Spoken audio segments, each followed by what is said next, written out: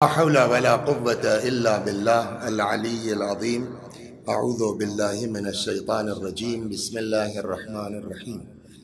الحمد لله رب العالمين بارئ الخلائق أجمعين باعث الأنبياء والمرسلين، والصلاة والسلام والتحية والإكرام على البشير النذير السراج المنير سيدنا ونبينا وشفيعنا إن شاء الله أبي القاسم محمد. اللهم صل عليه وعلى أهل بيته مظاهر جلالك وجمالك، واللعن على أعدائهم الشاكين فيهم المنحرفين عنهم أجمعين. أما بعد، فقد قال الله تبارك وتعالى وقوله الحق: أعوذ بالله من الشيطان الرجيم. بسم الله الرحمن الرحيم. يا أيها الذين آمنوا كتب عليكم الصيام كما كتب على الذين من قبلكم لعلكم تتقون. ماہ مبارک رمضان آج 15 تاریخ ہو گئی ہے. گفتگو انشاءاللہ اس آیہ کریمہ کے ذیل میں ہوگی. آج میں خلاصتاً عرض کر دوں کہ کیا انشاءاللہ اس 15 دن میں آپ کی خدمت میں نقل کیا جائے گا. آیت تو یہی ہوگی جہاں ارشاد ہو رہا ہے کہ اے صاحبان ایمان، تمہارے اوپر روزے لکھ دیے گئے ہیں اسی طریقے سے جیسے تم سے پہلے والے لوگوں پر روزے لکھ دیے گئے تھے، یعنی واجب کر دیے گئے تھے. ان روزوں کا فلسفہ کیا ہے؟ قرآن میں ارشاد ہوتا ہے لعلکم تتقون، تاکہ تمہارے اندر تقوی پیدا ہو جائے. اب اس پر انشاءاللہ کل سے جو گفتگو ہونا ہے وہ یہ کہ پہلے دن یہ بات ہوگی کہ تقوی کہتے کس کو ہیں، تقوی کی ڈیفینیشن کیا ہے، اور پھر نہج البلاغہ میں امیر المؤمنین سلام اللہ علیہ کا ایک خطبہ ہے جس میں مولا کائنات نے متقیوں کے صفات بیان کیے ہیں. انشاءاللہ اگر خدا نے توفیق دی تو پھر یہ 15 دن آپ کی خدمت میں اسی خطبہ مبارکہ کے شرح کے طور پر آپ کے سامنے حاضر ہوتے رہیں گے. لیکن آج چونکہ ماہ مبارک رمضان کی 15 تاریخ تھی، 15 رمضان سن 2 ہجری یا سن 3 ہجری، ہمارے اور آپ کے دوسرے امام حسن علیہ السلام کی ولادت باسعادت کی تاریخ ہے. لہٰذا آج میں چاہتا یہ ہوں کہ آپ کی خدمت میں امام حسن علیہ السلام سے متعلق کچھ گزارشات کی جائیں. امام حسن علیہ السلام کیا تھے، ان کے بارے میں لوگوں کا کیا کہنا ہے، ائمہ معصومین کا کیا فرمانا ہے، حضرت کی سیرت کیا تھی، اس سلسلے میں آج جو اللہ توفیق دے گا آپ کی خدمت میں عرض کرتا ہوں. آغاز یہاں سے ہے کہ ایک صاحب ہیں جن کا نام ہے واصل ابن عطا. واصل ابن عطا امام علیہ السلام کے جلالت اور ان کے چہرے مبارک کے سلسلے میں کہتے ہیں کہ کان الحسن ابن علی علیہ السلام سیما الانبیاء و بہاء الملوک. امام حسن علیہ السلام کا جو ہے وہ چہرہ نبیوں جیسا اور جلالت بادشاہوں جیسی تھی. یا ایک صاحب ہیں جن کا نام ہے محمد ابن اسحاق. میں اس روایت کو نقل کرنے سے پہلے ایک مقدمہ آپ کی خدمت میں عرض کروں تاکہ یہ روایت اچھی طرح سے ہمارے ذہن میں بیٹھ جائے. دیکھیے، اللہ تبارک و تعالی یا اہل بیت علیہ السلام، پیغمبر اکرم صلی اللہ علیہ وآلہ وسلم، دین اسلام، زیادہ فوکس جو مذہب کا ہے ہمارے وہ یہ ہے کہ تم جس قابل بھی ہو اپنی قوم کے کام آؤ. یہ گویا کہ سارے اماموں کا فرمان یہی ہے، سارے انبیاء کا طریقہ یہی رہا ہے، اور مذہب بھی ہم سے یہی چاہتا ہے. چنانچہ ہمارے یہاں دیکھیے ایک تو قرآن ہے. قرآن کے لیے ہم آپ جانتے ہیں کہ یہ کلام الہی ہے. اس کے بعد ایک اور لفظ بولا جاتا ہے حدیث قدسی. حدیث قدسی یہ بھی کلام الہی ہے، کلام خدا ہے، لیکن اس کو پیغمبر کو قرآن میں رکھنے کا حکم نہیں ہے. اور یہ پیغام خدا خواب کے ذریعے بھی ہو سکتا ہے، فرشتے کے ذریعے بھی ہو سکتا ہے، اس کو کہتے ہیں حدیث قدسی۔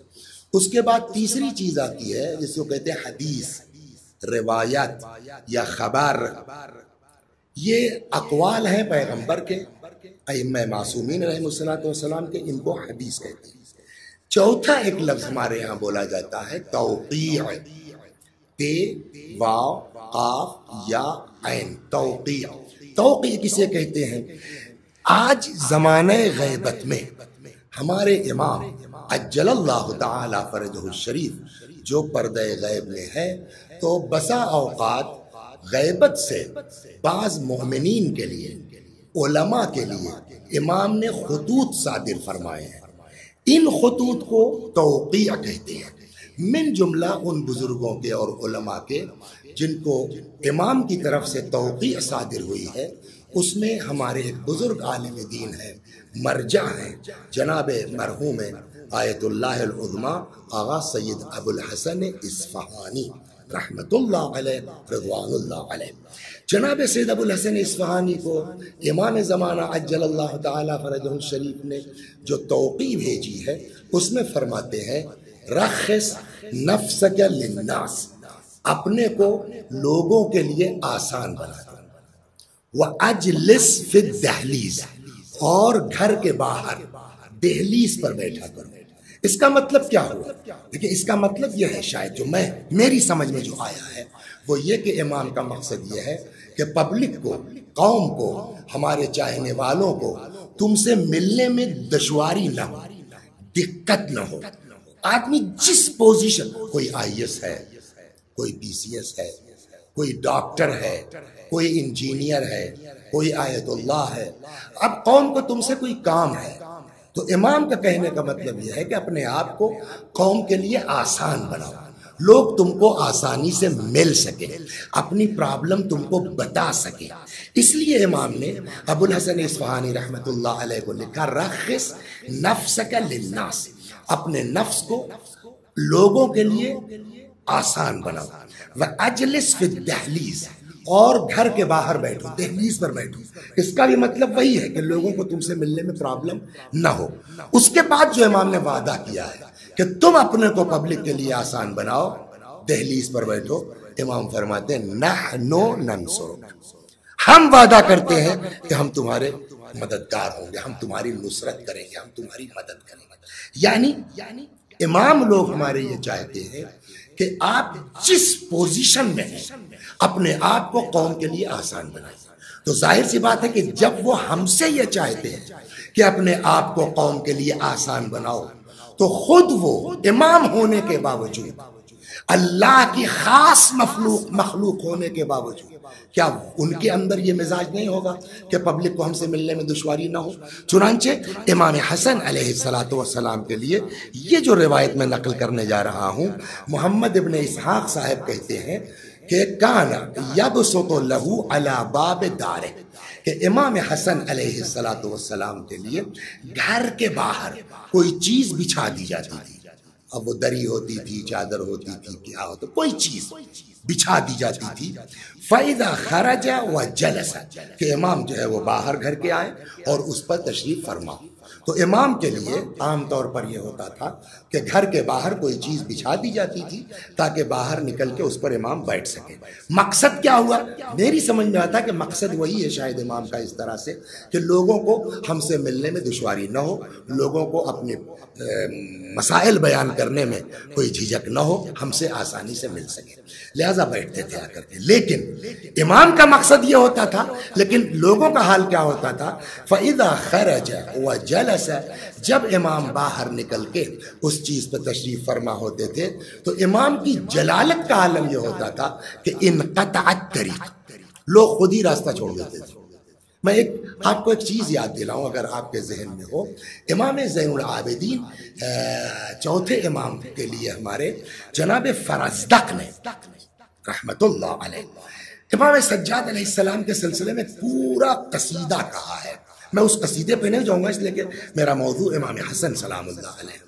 اس قصیدے کا ایک شعر جو فرزدق نے امام سجاد علیہ السلام کے لیے کہا ہے، وہ کہتے ہیں یقضی حیاءً وَيُغْضَى مِن مَحَابَتِهِ فَلَا يُكَلِّمُ إِلَّا حِينَ يَبْتَسِمُ، کہ امام کا عالم یہ تھا، امام سجاد کے لیے یہ فرزدق کا شعر ہے کہ یغضی حیاءً، خود امام اپنی آنکھوں کو حیا اور غیرت سے نیچے کیے رہتے تھے، لیکن اس کے باوجود ہیبت کا عالم یہ تھا کہ یغضا من محابتہ، لوگوں کی نگاہیں امام کی ہیبت سے جھکی رہتی تھی۔ فلا یکلم الا حین یبتسم، کسی میں ہمت نہیں ہوتی تھی کہ کوئی امام سے بات کر لے جب تک وہ مسکرا نہ دے۔ یہ جلالت کا عالم تھا۔ یہی حال یہاں یہ ہے، وہ محمد ابن اسحاق کہتے ہیں کہ امام حسن علیہ السلام کے لیے بھی یہ ہوتا تھا کہ گھر کے باہر کوئی چیز بچھا دی جاتی تھی، جب امام نکلتے تھے بیٹھتے تھے تو جلالت کا عالم یہ ہوتا تھا کہ انقطع الطریق، راستہ چھوڑ دیتے تھے لوگ، راستہ بند ہو جاتا تھا۔ فما مر احد من خلق اللہ، ایک آدمی بھی ادھر سے گزرنا نہیں چاہتا تھا امام کی جلالت اور ہیبت کی وجہ سے۔ اجلال اللہ، فَإِذَا عَلِمَ، جب امام کو اس بات کا احساس ہوتا تھا کہ لوگ میری وجہ سے ادھر سے جا نہیں رہے ہیں، تو قام وَدَخَلَ بَيْتَهُ، تو امام جو ہے پھر وہاں سے ہٹ جاتے تھے، گھر کے اندر چلے جاتے تھے۔ جب امام اندر تشریف لے جاتے تھے تب یہ کہتے کہ فمر الناس، تب ادھر سے لوگ جانا شروع کرتے تھے۔ یعنی امام کا خود کا اخلاق یہ ہے، لیکن اللہ کی طرف سے ہیبت اور جلالت یہ ہے کہ لوگ ادھر سے گزرنے کی ہمت نہیں کرتے تھے۔ امام علیہ السلام کی جو ہے وہ ذہانت اور حافظے کے سلسلے میں ایک صاحب ہے ابن ابی الفتوح، ان ابی الفتوح، ابی الفتوح نقل کرتے ہیں کہ ان الحسن ابن علی علیہ السلام کانا یحضر مجلس رسول اللہ صلی اللہ علیہ وآلہ، وہ سنا ہوگا قصہ آپ نے، وہ روایت یہاں ہے کہ امام حسن علیہ السلام کا عالم یہ تھا کہ وہ پیغمبر اکرم صلی اللہ علیہ وآلہ وسلم کی بزم میں، مجلس میں حضرت کی تشریف لاتے تھے۔ وَهُوَ ابن 7 سنین، جبکہ امام حسن کی ایج کل کیا تھی؟ 7 سال، 7 ایئر فقط ایج تھی، لیکن حافظے کا عالم یہ تھا کہ فَيَسْمَعُ الْوَحْيَ فَيَحْفَظُهُ، پوری جو تقریر پیغمبر کی ہوتی تھی وحی کی بنیاد کے اوپر، وہ پوری امام حسن علیہ السلام سننے کے بعد سب دماغ میں محفوظ ہو جاتا تھا۔ فَيَأْتِي لِأُمِّهِ، تشریف لاتے تھے جناب زہرا سلام اللہ علیہا کے پاس، فَيُلْقَى إِلَيْهَا مَا حَفِظَ، فَيَلْقَى إِلَيْهَا مَا حَفِظَ، امام حسن علیہ السلام آ کر کے پوری تقریر جو پیغمبر نے بیان فرمائی ہے، 7 برس کی عمر میں حافظے کا یہ عالم تھا کہ پوری کی پوری مجلس آ کر کے پیغمبر کی جناب فاطمہ زہرا سلام اللہ علیہا سے دہرا دیتے تھے، ان سے سنا دیتے تھے۔ ایک روایت میں یہ ہے کہ ابن حریث کہتے ہیں کہ رأیت الحسن والحسین علیہم السلام، امام حسن اور حسین کو میں نے دیکھا کہ یخزبان بالحنا، کہ یہ دونوں حضرات امام حسن علیہ السلام بھی اور امام حسین علیہ السلام بھی جو ہے وہ خضاب کیا کرتے تھے۔ تو اس کا مطلب یہ ہے کہ خضاب کرنا یہ امام کی سنت ہے، امام کی سیرت ہے، پیغمبر کی سنت ہے۔ انشاءاللہ آگے آئے گا کہ اس کے باوجود کیا وجہ ہے کہ مولا کائنات نے زندگی میں کبھی خضاب نہیں لگایا، وہ انشاءاللہ جو ہے وہ آگے کی 18 رمضان یا 20 رمضان یا 21 رمضان کی اس میں عرض کیا جائے گا۔ قدیم زمانوں میں رسم یہ ہوتی تھی کہ انگوٹھی کے اوپر نقش ہوتے تھے، حتیٰ کہ جناب سلیمان کے لیے بھی مشہور ہے کہ ان کی جو ہے وہ انگوٹھی پر بھی جو ہے وہ کچھ کلمات لکھے ہوئے تھے، اسم اعظم جس سے ان کی حکومت چلتی تھی۔ بلکہ ایک روایت میں یہاں تک ہے کہ ایک دن جناب سلمان فارسی نے امام علی علیہ السلام سے پوچھ لیا سلیمان کی علیہ السلام کی انگوٹھی کے سلسلے میں، مولا کائنات نے نکالا کہ یہ دیکھو یہ ہے سلیمان کی انگوٹھی۔ سلمان فارسی کہتے ہیں کہ میں نے جب اس انگوٹھی پہ نظر ڈالی تو دیکھا اس پر 2 نام کندہ ہیں، محمد و علی۔ اس کا مطلب یہ ہوا کہ یعنی گویا پوری سرکار جناب سلیمان کی جو چلتی تھی وہ نام محمد پر اور نام علی پر۔ کیوں؟ اس لیے کہ رسول اللہ کا اسم مبارک بھی اسم اعظم ہے اور مولا کائنات کا اسم مبارک بھی اسم اعظم ہے۔ بس بات یہ ہے کہ ہماری زبان اتنی پاک نہیں ہے، ہماری زبان اتنی طاہر نہیں ہے، ورنہ یا علی کافی ہے، یا محمد کا موضوع سے ہٹ رہی ہے بات، لیکن یہ بات آگے پھر پتہ نہیں آگے آئے نہ آئے، اس کو سنتے چلیے کہ ایک کوئی بزرگوار ہیں، ذہن میں نہیں ہے نام ان کا، کہتے ہیں کہ میں روزے سے امام علی علیہ السلام کے روزے سے زیارت کر کے نکلا، تب تک جو ہے وہ ایک بچہ آ گیا اور اس نے مجھ کو پکڑ لیا کہ حضور میری والدہ کی طبیعت خراب ہے، آپ تعویذ لکھ دیجیے۔ تو میں نے کہا بیٹا مجھ کو تعویذ لکھنا نہیں آتا، میں اس لائن کا آدمی نہیں ہوں۔ تو اس نے کہا نہیں صاحب، اس سے پہلے ہم نے آپ سے تعویذ لکھوائی تھی اور آپ نے تعویذ لکھ کے دی تھی، میں نے اپنی والدہ کو پہنایا اور وہ پھر ٹھیک ہوئی، اب پھر ان کی طبیعت خراب ہو گئی۔ اب وہ کہتے ہیں کہ صاحب لڑکا اتنا پیچھے پڑ گیا، میرے مصر ہو گیا، میری سمجھ ہی میں نے پوچھا ہے، تب تک مجھے یاد آیا کہ مولا کا نام اسم اعظم ہے۔ میں نے جیب سے کاغذ نکالا، قلم نکالا اور کچھ نہیں، بس صرف لکھا یا علی، بس، اور لپیٹ کے اس کو دے دیا، لے جاؤ اماں کو پہنا دو۔ کہنے لگا وہ تو بھاگا اپنے گھر کی طرف لے کر کے تعویذ سمجھ کر کے، میں واپس آ گیا روضے میں۔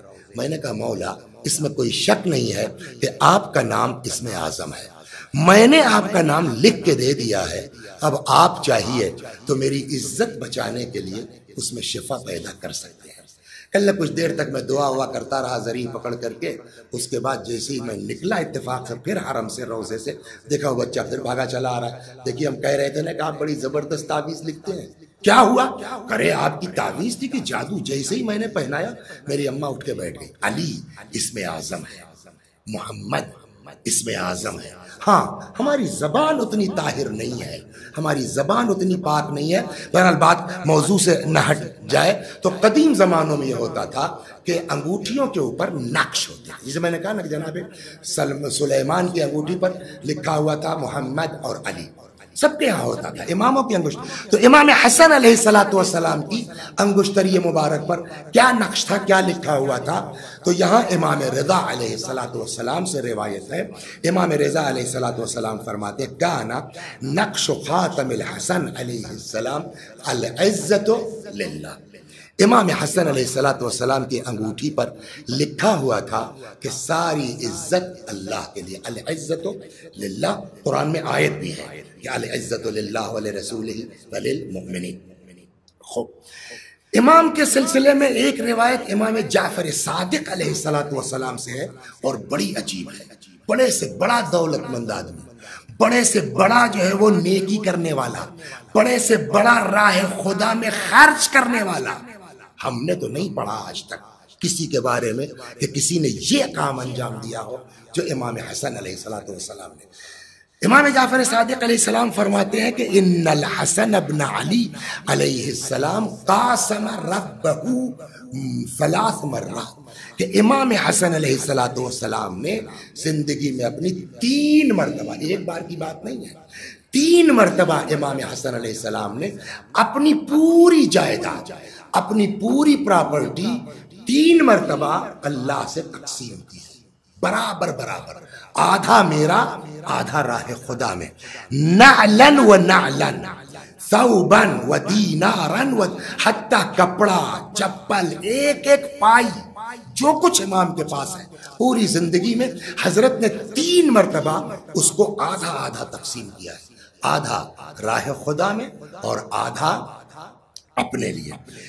امام رضا علیہ السلام فرماتے ہیں امام حسن علیہ السلام کو کھانے میں کیا پسند تھا۔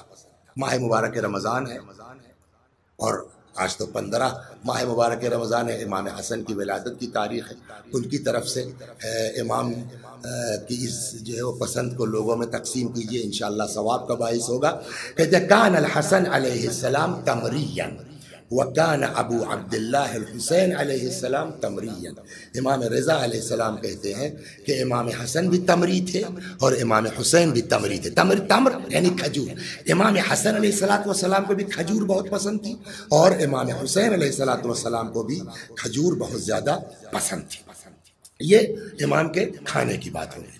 اب آئیے ذکر خدا، یاد خدا، عبادت الہی، اس سلسلے میں جو روایات ہیں میں آپ کی خدمت میں عرض کروں۔ امام سجاد علیہ السلام سے یہ روایت ہے، فرماتے ہیں ان الحسن علیہ السلام لم یرا فی شیء من احوالہ الا ذاکرا للہ سبحانہ۔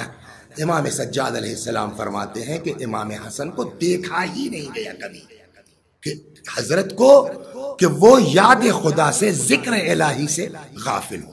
جب بھی امام کو دیکھا گیا وہ یاد خدا میں دیکھا گیا, یاد الہی میں دیکھا گیا. بلکہ ہمارے ایک استاد تھے, وہ یہ فرمایا کرتے تھے کہ جہاں تک ہو سکے ذکر خدا میں مشغول رہو.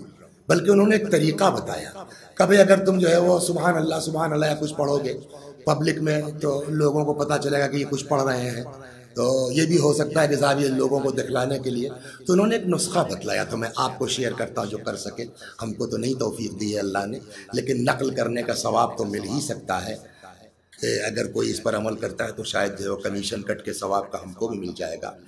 وہ کہتے تھے کہ ایک ذکر ایسا ہے جس میں ہونٹ کو ہلنا ہی نہیں, کسی کو پتہ ہی نہیں چلے گا. وہ کیا ہے؟ لا الہ الا اللہ. جہاں بیٹھا رہے آدمی لا الہ الا اللہ لا الہ الا اللہ پڑھتا رہے, ذکر بھی ہوتا رہے گا اور کسی کو پتہ بھی نہیں چلے گا, آپ کا ہونٹ بھی نہیں ہلے گا. یہ خصوصیت امام حسن میں تھی. کہتے ہیں کہ ان امام سجاد علیہ السلام سے روایت, ان الحسن علیہ السلام لم یرا فی شیء من احوالہ, کسی بھی عالم میں امام کو یاد خدا سے غافل نہیں دیکھا گیا, الا ذاکرا للہ سبحانہ وتعالی. جب بھی امام کو دیکھا گیا ذکر الہی میں دیکھا گیا. امام باقر علیہ السلام فرماتے ہیں حضرت کی عبادت کے سلسلے میں کہ کان الحسن علیہ السلام کثیر الاجتہاد فی العبادہ والتصدق, کہ امام علیہ السلام عبادت میں کثیر الاجتہاد, بہت زیادہ کوشش کرتے تھے کہ جتنا ہو سکے عبادت کریں, والتصدق, اور صدقہ دینے میں بہت زیادہ کوشاں رہتے تھے. ایک تو میں نے ابھی آپ کو روایت سنائی کہ زندگی میں 3 مرتبہ پوری پراپرٹی آدھی تقسیم کر دی, آدھی خود کے پاس آدھی راہ خدا میں, اور اس کے علاوہ صدقہ مستقل امام علیہ السلام کا رہتا تھا. اب آئیے صاحب جی, اب عبادت کا جب عالم یہ ہے تو خضوع و خشوع کا حال کیا ہوتا تھا. حتیٰ کہ وضو کے لیے امام کے روایت کہتی ہے کہ ان الحسن ابن علی علیہ السلام کان اذا توضع ارتعدت مفاصله واسفر لونه, کہ جب امام حسن علیہ السلام وضو کے لیے آتے تھے تو امام حسن علیہ السلام کا پورا بدن جوڑ لرز رہا ہوتا تھا. جب وضو کے لیے آتے تھے چہرہ زرد پڑ جاتا تھا امام کا خالی وضو کرنے میں. سوال کیوں ایسا ہے, وجہ کیا ہے؟ وجہ خود فقیل له فی ذلک, امام سے اس بارے میں پوچھا گیا, مولا یہ کیا حال ہوتا ہے آپ کا عبادت کے وقت, وہ وضو کرتے وقت؟ فقال, امام نے جواب میں فرمایا, حق علی کل من وقف بین یدی رب العرش, کہ ضروری ہے, حق ہے, لازم ہے ہر اس شخص کے لیے جو اللہ کے سامنے کھڑا. اس کا مطلب کیا ہوا؟ یعنی یہ وضو نہیں کر رہے, گویا خدا کے سامنے جا رہے ہیں. تو اب اللہ کے سامنے اگر کسی کو یہ احساس ہو کہ میں خدا کے سامنے ہوں تو حق یہ ہے کہ اس کا یہی حال ہونا چاہیے کہ ان یصفر لونہ, اس کا جو چہرہ زرد پڑ جائے اور اس کا جسم لرز اٹھے. چنانچہ جو ہے وہ نماز کے سلسلے, یہ تو وضو کی بات ہوئی, امام کی نماز. میں پہلے ایک مقدمہ عرض کروں آپ کی خدمت میں کہ ہم لوگوں کا حال کیا ہے نماز میں اور عبادت میں. دیکھیے ہم لوگ گھر سے جب نکلتے ہیں آفس جانے کے لیے, مارکیٹ جانے کے لیے, اپنی دکان جانے کے لیے, تو آئینے کے سامنے 10 بار کم سے کم داڑھی میں کنگھی کرتے ہیں, اگر داڑھی ہے تو. نہیں ہے تو کم از کم بالوں کو کنگھی کرتے ہیں, 10 بار آئینہ دیکھتے ہیں, لباس دیکھتے ہیں. یہ کس کے لیے کر رہے ہیں؟ پبلک کے سامنے جا رہے ہیں. اور امام نے کیا کہا کہ حق ہے اس آدمی کے لیے کہ جو احساس کرے کہ میں اللہ کے سامنے ہوں, کہ اس کا یہی حال ہونا چاہیے. یعنی امام نماز کا مطلب کیا سمجھتے تھے؟ یعنی میں خدا کے سامنے جا رہا ہوں. تو اب ظاہر سی بات ہے کہ جب عام آدمی کے سامنے جانے کے لیے ہم 10 بار آئینہ دیکھتے ہیں اور اپنے کو سجاتے اور سنوارتے ہیں, لیکن نماز میں ہم لوگوں کا حال کیا ہوتا ہے؟ کوئی سلیپنگ سوٹ میں, یا جو عام لباس ہے, کوئی جو ہے وہ تہمد لنگی میں, ایسے ہی آپ. لیکن امام حسن علیہ السلام کے لیے روایت کہتی ہے, ابی خسیمہ ناقل ہے کہ کان الحسن ابن علی علیہ السلام اذا قام الى الصلاۃ, کہ امام حسن علیہ السلام کا حال یہ تھا کہ جب وہ نماز کے لیے کھڑے ہوتے تھے تو لبث اجود ثیابہ, جو امام کے پاس سب سے بڑھیا لباس ہوتا تھا، سب سے اچھا کپڑا جو ہوتا تھا امام علیہ السلام وہ پہنتے تھے۔ یہ تو ہو گیا وضو کا حال امام کی، نماز کا حال امام کی۔ امام کے لیے روایت میں ہے، آگے ہے انشاءاللہ اس کو نقل بھی کروں گا، یہاں پہلے ہی میں آپ کو سنا دوں کہ روایت کہتی ہے کہ امام علیہ السلام خالی حج کی بات تو نہیں ہے، یوں بھی جاتے تھے، عمرے کے لیے جاتے تھے، خانہ خدا کی زیارت کے لیے جاتے تھے۔ تو روایت یہ کہتی ہے کہ امام علیہ السلام، امام حسن علیہ السلام 25 مرتبہ، مدینے سے بھی مکہ جو ہے وہ 10-5 کلومیٹر نہیں ہے، اس کے باوجود 25 مرتبہ اپنی حیات طیبہ میں امام حسن علیہ السلام پیدل خانہ کعبہ کی زیارت کے لیے گئے ہیں، مکہ معظمہ تشریف لے گئے ہیں۔ چنانچہ امام باقر علیہ السلام اس سلسلے میں فرماتے ہیں کہ امام حسن علیہ السلام نے فرمایا انی لاستحیی من ربی، مجھے حیا آتی ہے کہ میں اپنے پروردگار سے کل کو قیامت میں ملاقات کروں اس عالم میں کہ وہ امش الی بیتے، کہ میں پیدل چل کے جو ہے وہ اپنے اللہ کے گھر نہ گیا ہوں۔ تو اب اس کا مطلب یہ ہوا کہ یعنی ہم لوگوں کو بھی پیدل جانا چاہیے؟ کہا نہیں، واجب نہیں ہے، امام گئے ہیں۔ چنانچہ شاید یہی وجہ رہی ہو، جو بھی ہو، ایک شخص نے آ کے امام جعفر صادق علیہ السلام سے پوچھ لیا کہ مولا یہ بتائیے، سألت ابا عبداللہ علیہ السلام، راوی کہتا ہے کہ میں نے پوچھا امام صادق علیہ السلام سے کہ اذا زرت البیت ارکب ام امشی، کہ جب ہم خانہ خدا کی زیارت کے لیے جائیں تو سوار ہو کے جائیں یا پیدل جائیں؟ ہو سکتا ہے اس کے ذہن میں یہ رہا ہو کہ امام حسن تو 25 مرتبہ پیدل گئے۔ امام علیہ السلام نے فرمایا کان الحسن علیہ السلام یزور راکبان، کہ امام حسن علیہ السلام سواری سے بھی جو ہے وہ خانہ کعبہ گئے ہیں، 25 بار پیدل گئے ہیں، اور کتنی مرتبہ گئے نہیں معلوم، لیکن سواری سے بھی گئے ہیں، مطلب کہ تم بھی سواری سے جا سکتے ہو۔ خوب، چنانچہ امام جعفر صادق علیہ السلام سے یہ روایت ہے، وہی جو میں نے ابھی عرض کیا، کہ فرماتے ان الحسن ابن علی علیہ السلام حج 25 حجۃ ماشیہ، کہ امام حسن علیہ السلام نے 25 مرتبہ پیدل خانہ کعبہ کا سفر کیا ہے، حج کا سفر کیا ہے۔ ایک روایت میں ہے، اس پر بھی اگر کوئی ماہ مبارک رمضان عمل کرتا ہے تو شاید جو ہے وہ ہم کو اس کا ثواب میں کچھ حصہ مل جائے، ہم کو تو نہیں توفیق ہے، لیکن ثواب کی نیت سے نقل کرتا ہوں کہ کہتے ہیں کہ امام حسن علیہ السلام کے پاس کوئی تختی تھی جس کے اوپر سورہ کہف لکھا ہوا تھا۔ روایت کہتی کان الحسن علیہ السلام اذا آوا الی فراشہ باللیل، کہ جب امام حسن علیہ السلام رات کو بستر پر آتے تھے سونے کے لیے، اتی بلوح منقوش فیہ سورۃ الکہف فیقرأھا، کہ امام کے پاس پھر وہ تختی لائی جاتی تھی جس کے اوپر سورہ کہف لکھا ہوتا تھا۔ روزانہ رات کو امام حسن سلام اللہ علیہ سورہ کہف کی تلاوت فرماتے تھے، اس کے بعد امام علیہ السلام سوتے تھے، یعنی روز بستر پر قرآن کی تلاوت کر کے سوتے تھے، بلکہ مخصوص سورہ کا ذکر کیا کہ سورہ کہف کی تلاوت کر کے سوتے تھے۔ اب آئیے، عام جو ہے وہ بول چال میں امام کا اخلاق کیا تھا، امام کا رویہ کیا تھا، اس پر آتا ہوں، امام کی سخاوت کا کیا تھا۔ عمیر ابن اسحاق راوی ہے، کہتے ہیں ما تکلم عندی احد احب الی اذا تکلم الا یسکت من الحسن ابن علی علیہ السلام۔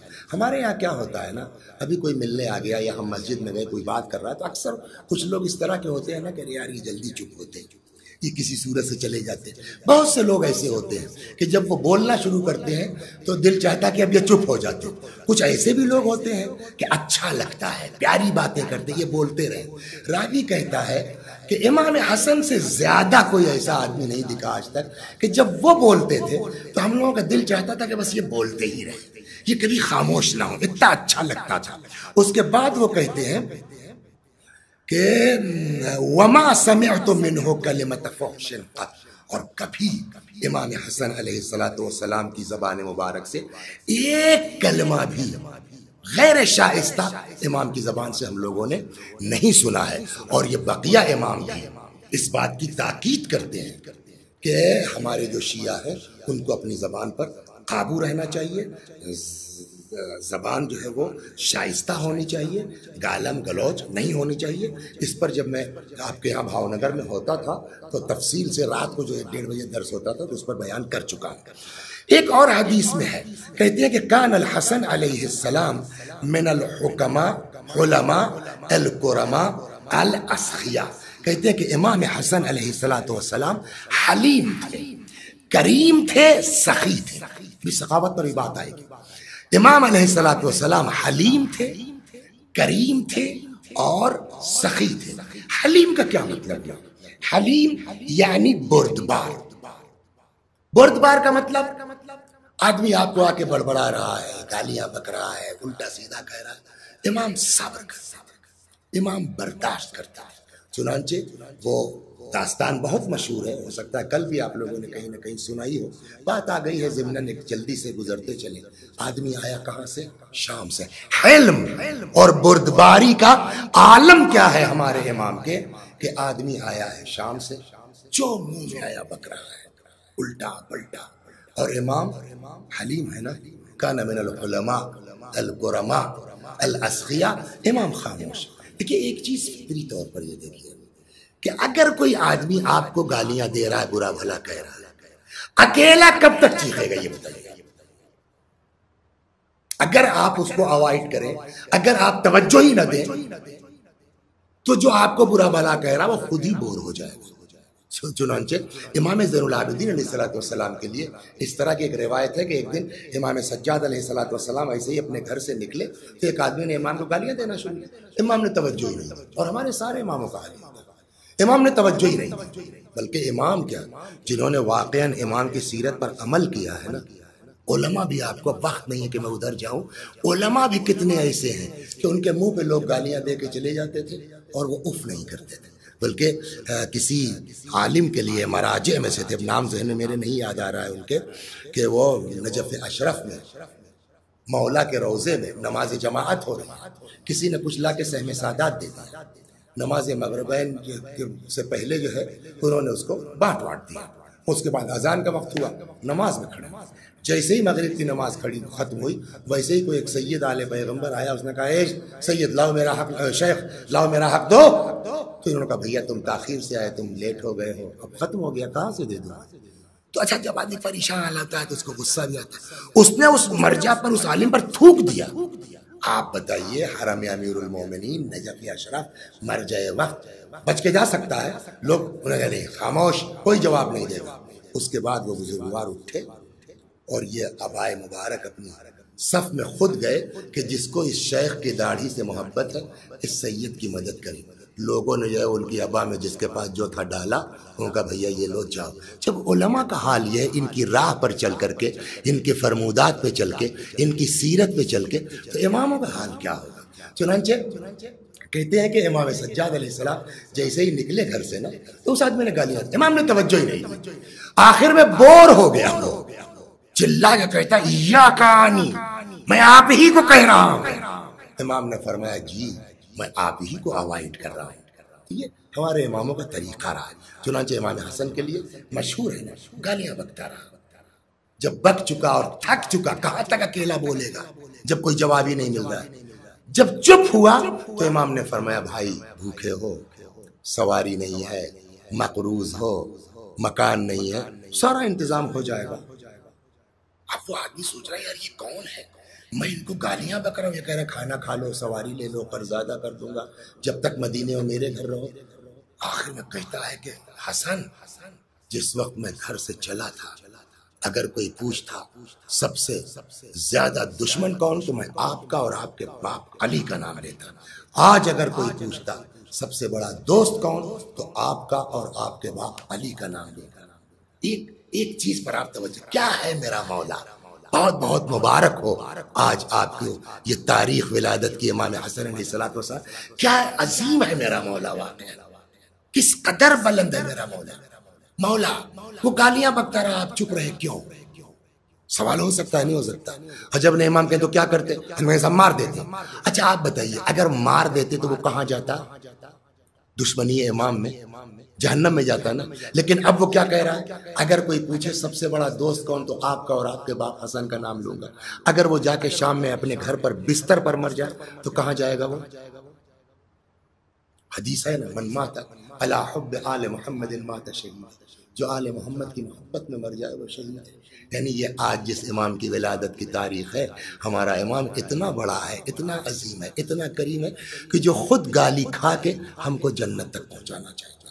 اس سے بڑھ کر کے اور کیا ہو سکتا ہے؟ ساری زندگی ہم اللہ کا شکر ادا کریں کہ خدا نے ہم کو آپ کو ایسے گھر میں پیدا کر دیا کہ اتنے بڑے لوگ مل گئے تب بھی حق ادا نہیں ہو سکتا. اللہ اکبر. چنانچہ کہتے ہیں کہ کان الحسن علیہ السلام من العلماء والقرماء الاسخیاء. ایک اور حدیث میں ہے کہ ان الحسن کان من اوسع الناس صدرا واسجحهم خلقا. سب سے زیادہ وسعت قلب اگر کسی کے اندر تھی تو امام حسن علیہ السلام. لیکن افسوس کی جگہ یہی ہے، افسوس کا مقام یہی ہے کہ جس امام کا مرتبہ اس قدر ہے، جس امام کی جو ہے وہ عظمت اس قدر ہے کہ جو گالی کھا کر کے، یہ معمولی جملہ نہیں، اس پر آپ توجہ کریں، برداشت کر کے ہم کو جنت کی راہ دکھلانا چاہتے ہیں، اس امام کی قدر لوگوں نے نہیں کی. اور اتنا زیادہ جو ہے وہ امام علیہ السلام کو ستایا گیا کہ امام انہی لوگوں کی وجہ سے مجبور ہو گئے سلو کرنے کے اوپر.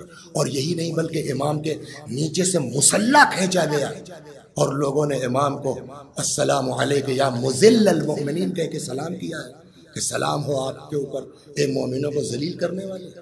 لیکن امام جانتے تھے کہ ان کے کہنے سے کیا ہوتا ہے، ساری عزت خدا کے ہاتھ میں ہے، بکنے دو ان کو. یہی وجہ تو ہے نا، ابھی نقل کیا تھا کہ امام کی انگوٹھی پر لکھا ہوا تھا العزت للہ. اللہ اکبر. لیکن ایک جو سب سے زیادہ تکلیف کی بات ہے، آپ لوگ جو دیکھ رہے ہیں اس وقت اس مجلس کو، آدمی اپنے دل کی بات جو کسی سے نہیں کہہ پاتا وہ اپنی ماں سے کہتا، وہ اپنے ماں سے نہیں کہہ پاتا، اپنے باپ سے نہیں کہہ پاتا، اپنے بھائی سے نہیں کہہ پاتا، اپنے عزیز رشتہ دار سے نہیں کہہ پاتا، جو کسی سے نہیں کہہ پاتا وہ اپنے دل کی بات کس سے کہتا ہے؟ اپنی زوجہ سے نا. لیکن اللہ اللہ یہ میرا امام کتنا مظلوم ہے، یہ میرا امام کتنا مظلوم ہے، میرا امام کتنا مظلوم ہے کہ بیوی ہی نے تو زہر دیا ہے. جس دن امام کی شہادت ہوئی ہے 28 صفر کو، اس دن روایت کہتی ہے میرا مولا روزے سے تھا. اس ملعونہ، ہاں خدا لعنت کرے، جعدہ بنت اشعث لعنت اللہ علیہ. امام نے جب مانگا پانی تو پانی میں، شربت میں یا شہد میں زہر ملا کے امام کو اس ملعونہ نے دیا. عاقبت کبھی اس کو اپنی خوف نہیں تھا اس ملعونہ کے.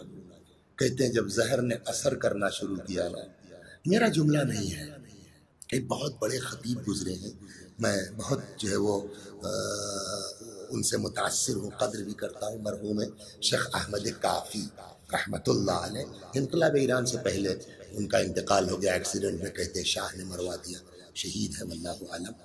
ان کا ایک جملہ ہے بڑا زبردست اس سلسلے میں. وہ فرماتے ہیں کہ اگر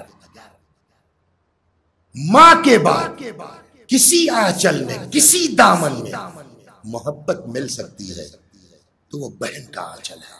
اور جن کو اللہ نے بہن دی ہے ان کو قدر کرنا چاہیے.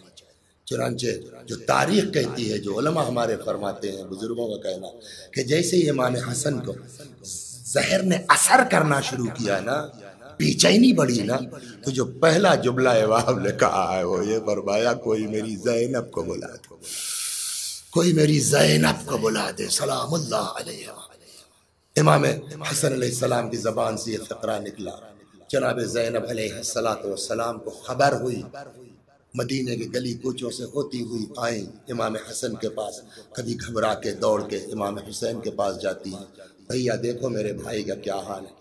کبھی گھبرا کر کے حضرت عباس کے پاس جاتی ہے کہ اچانک ایسی طبیعت بگڑی کہ امام حسن علیہ السلام نے فرمایا بہن ایک تشت لا دو، ایک لگن لا دو. تشت آیا، لگن آئی، قے ہوئی. آپ تو جانتے ہیں نا کہ قے میں کتنی تکلیف ہوتی ہے مریض کو. جائے کہ ایسا انسان کہ جس کی قے میں اس کے جگر کے ٹکڑے کٹ کٹ کے گر رہے ہوں. اللہ اکبر. عجیب کیفیت تھی اس وقت امام حسن علیہ السلام کی کہ یہ منظر دیکھ کے امام حسین علیہ السلام نے بے ساختہ رونا شروع کیا، گریہ کرنا شروع کیا. اپنا درد بھول گئے، اپنی تکلیف بھول گئے. امام حسن پلٹ کے امام حسین کو دیکھا، فرماتے ہیں بھیا کیا بات ہے، کیوں رو رہے ہو، کیوں گریہ کر رہے ہو؟ امام حسین علیہ السلام نے کہا آپ کو اس حال میں دیکھ کر کے روؤں گا نہیں، گریہ نہیں ہوگا. اس وقت اپنا درد بھول کر کے امام حسن نے کربلا یاد کیا. فرماتے ہیں ولیکن لا یومک یومک یا ابا عبداللہ، لیکن اے حسین تمہاری کربلا سے بڑھ کے کچھ نہیں ہے، تمہارے دن سے بڑھ کے کچھ نہیں ہے. اس کے بعد امام حسن علیہ السلام نے وصیت کرنا شروع کی. کتنے بڑے ہیں یہ لوگ، کتنے عظیم ہیں واقعاً یہ لوگ. فرماتے ہیں بھیا مجھے پتا ہے زہر کس نے دیا ہے مگر نہیں بتاؤں گا. میری خواہش یہ ہے کہ میری شہادت کے بعد، میرے انتقال کے بعد مجھ کو لے جا کے نانا کے پہلو میں دفن کر دینا. اگر یہ لوگ دفن نہ کرنے دیں تو میں نہیں چاہتا میرے جنازے پہ خوریزی ہو، میں نہیں چاہتا کہ میرے جنازے پر جو ہے کوئی ہنگامہ ہو. لے جا کے مجھ کو بقیع میں خاموشی سے دفن کر دینا. غسل دیا گیا، کفن پہنایا گیا، جنازہ تیار ہو گیا. کہتے ہیں جیسے ہی جنازے کو لے کے چلے، ادھر سے مروان وغیرہ نے پوری فوج لگا دی، روکنے کی کوشش کی گئی. اور صرف یہی نہیں، اچانک کمانیں کڑکی اور ایک ساتھ نہ جانے کتنے تیر برسنا شروع ہوئے امام حسن علیہ السلام کے تابوت پر. بلکہ روایتیں تو کہتے ہیں کچھ تیر وہ تھے جو تابوت توڑ کے امام کے بدن تک پہنچ گئے. آپ بتائیے عباس جیسا بھائی موجود ہو، محمد حنفیہ جیسا بھائی موجود ہو، امام حسین علیہ السلام جیسا بھائی موجود ہو، اتنا بڑا خاندان موجود ہو، اور اس کے امام کے ساتھ یہ ہو جائے، اس کے بھائی کے ساتھ یہ ہو جائے. لیکن پھر وہی بات، کتنے بڑے ہیں یہ لوگ. لگتا ہے جیسے شاید امام حسین کی ساری توجہ حضرت عباس ہی پر تھی. جیسے ہی تیر آ کے جو ہے وہ برسنا شروع ہوئے، حضرت عباس کا ہاتھ شمشیر تک جیسے ہی پہنچا، دوڑ کے امام حسن نے حضرت عباس کے ہاتھ پہ ہاتھ رکھ دیا. نہیں میرے بھائی، نہیں میرے بھائی، بھائی کی وصیت ہے.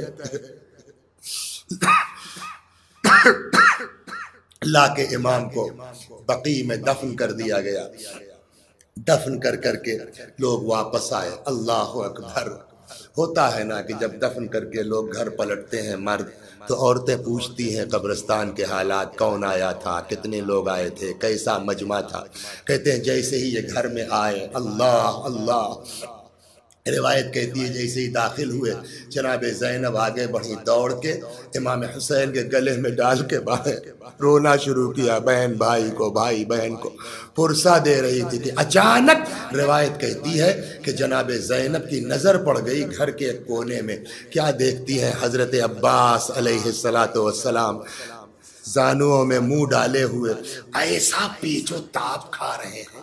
کہتے ہیں کہ نا جیسے باز، کہتے ہیں جیسے سانپ کاٹا ہوا آدمی پیچ و تاب کھاتا ہے اور تڑپتا ہے، اس طرح سے حضرت عباس پیچ و تاب کھا رہے تھے کہ جناب زینب سے یہ منظر دیکھا نہ گیا. امام حسین کو چھوڑ دیا، دوڑ کے آ گئی عباس کے پاس. فرماتی ہیں بھیا اپنے آپ کو سنبھالو میرے بھائی، اپنے کیا ہو رہا ہے تم کو؟ جناب عباس نے تڑپ کے فرمایا ارے بہن کیسے صبر کروں، کیسے برداشت کروں، میں دیکھتا رہا اور میرے سامنے میرے بھائی کے جنازے پر تیر برستے رہے. وَسَيَعْلَمُ الَّذِينَ ظَلَمُوا أَيَّ مُنْقَلَبٍ يَنْقَلِبُونَ اِنَّا لِلَّهِ وَإِنَّا إِلَيْهِ رَاجِعُونَ. خدا ہماری اس عزا کو قبول فرما، مزید عزائے اہل بیت کی توفیق کرامت فرما. جب تک زندہ ہیں در اہل بیت سے وابستہ رکھ، مرنے کے بعد جوار معصومین کی جگہ کرامت فرما.